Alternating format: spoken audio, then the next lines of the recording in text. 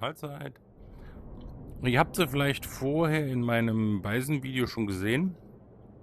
Deswegen reden wir auch direkt einmal über die MPX, weil ich da direkt den Vergleich gezogen habe.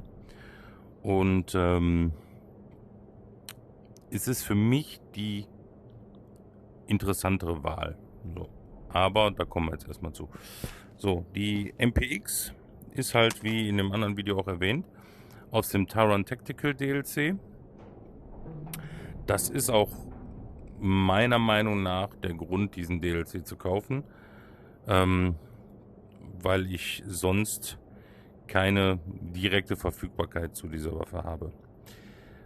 Vorteil bei ihr ist, ab Spectre 3 zu haben, kostet nicht die Welt, hat 2 Rails, also ich habe hier diese seitliche Rail, die kleine, für einen Laser oder Taschenlampe.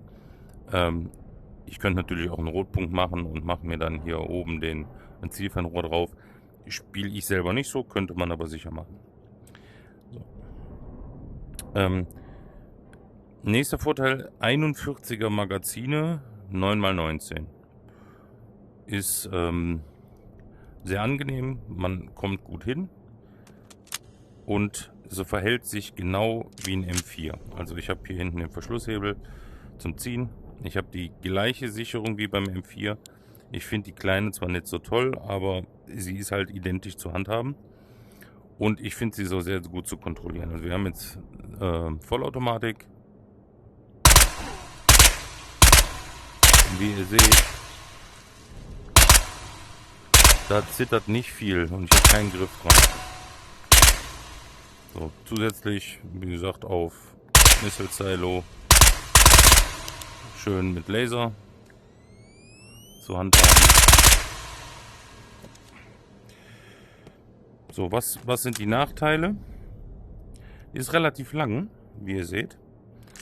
Also alle, die mal gerne mit irgendwo an der Tür hängen bleiben oder so, da müsst ihr euch drauf gewahr werden. Also ich hätte sie gerne ein bisschen kompakter. Und wenn ich sie kaufe,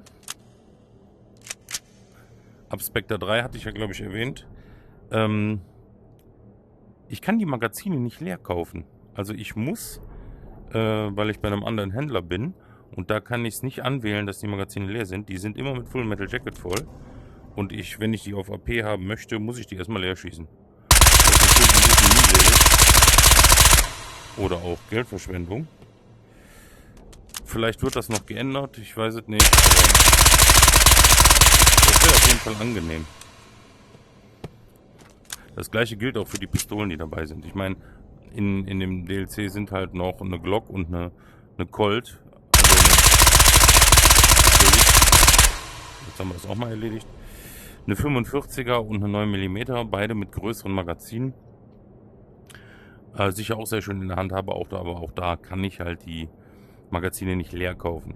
Wobei das bei Handfeuerwaffen finde ich immer, oder beziehungsweise Faustfeuerwaffen, Pistolen, für den Anfang interessant ist. Da bin ich aber normalerweise noch gar nicht in der Lage, panzerbrechende zu kaufen.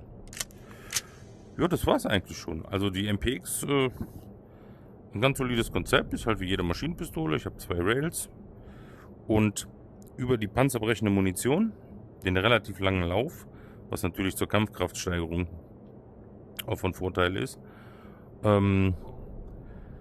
sind wir eigentlich in der Lage, ganz gut auch mittelschwer gepanzerte Gegner, ich habe auch schon mal relativ schwer gepanzerte damit erwischt, weil ich sehr präzise bin, weil ich eine gute Feuerrate und Kapazität habe, kann ich die eigentlich nur empfehlen.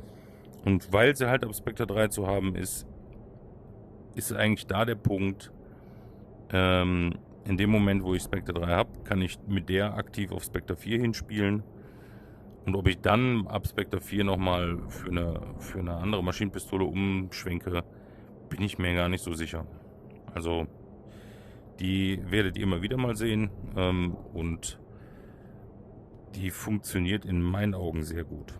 Also das ist auch leider eine Empfehlung meinerseits, wenn ihr DLCs habt. Ich glaube, der Taran Tactical wäre der sinnvollste, oder DLCs kaufen wollte. Taran Tactical wäre der sinnvollste. Die anderen sind eher Spielerei. Gut. Wenn ihr Fragen habt, gerne. Ansonsten ist halt auch nur eine Maschinenpistole. Wüsste ich jetzt nicht viel mehr zu sagen.